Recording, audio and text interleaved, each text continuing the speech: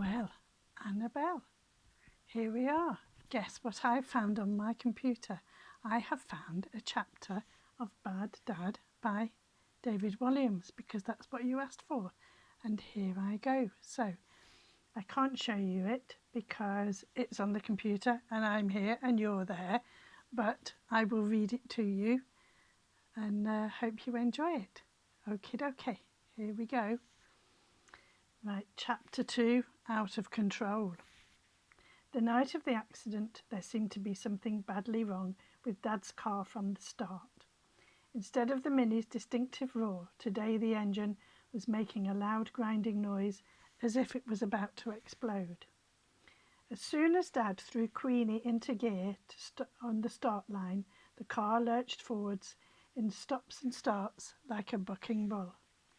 That fateful night, Frank was sitting on top of the pile of cars just outside the stadium, as he always did.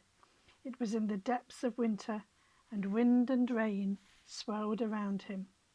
Despite being soaked to the skin, the boy never wanted to miss a race. Something was wrong that night, very wrong. As soon as the flag waved to start the race, Dad struggled to control his own car. Tonight there was no roar from the Mini's engine. Rather, that grinding noise, a deathly hush, descended on the crowd. Frank felt sick to his stomach. Suddenly there was a huge explosion from Queenie's exhaust pipe. Bang! "Dad!" shouted the boy. From all that distance the man couldn't hear his son, especially over the thunder of all the other cars' engines. Frank desperately wanted to help, to do something, anything, but he was powerless to stop what was about to happen. The Mini sped dramatically out of control. Sped up dramatically and then wouldn't slow down. It was out of control. Zoom! Next page.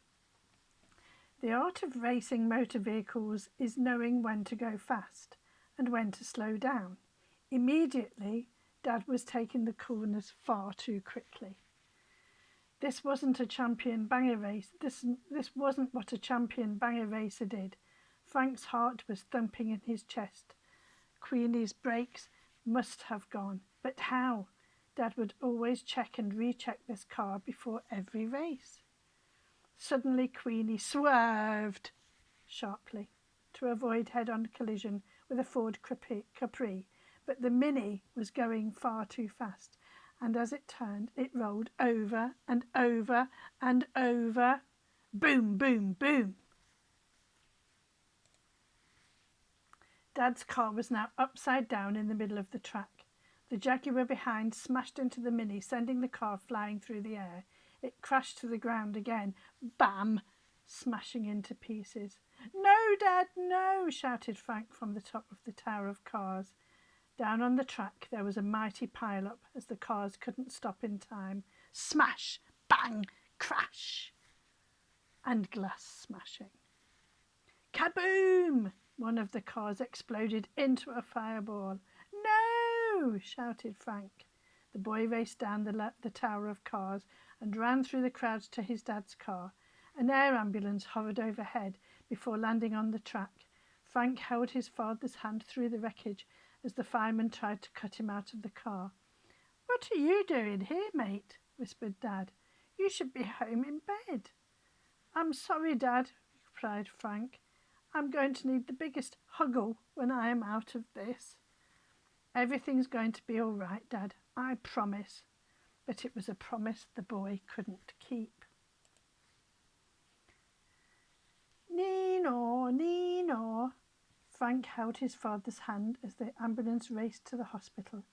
The man's right leg had been completely crushed in the crash and he was losing a lot of blood. "Mr. Goody," began the doctor as soon as Dad had been rushed into the accident and emergency department at the hospital, "I have some very bad news. We have to amputate your leg." "Which one?" replied Dad, not losing his sense of humour at this dark time. "The right one, of course. If we don't operate straight away, there's a real chance that you will die."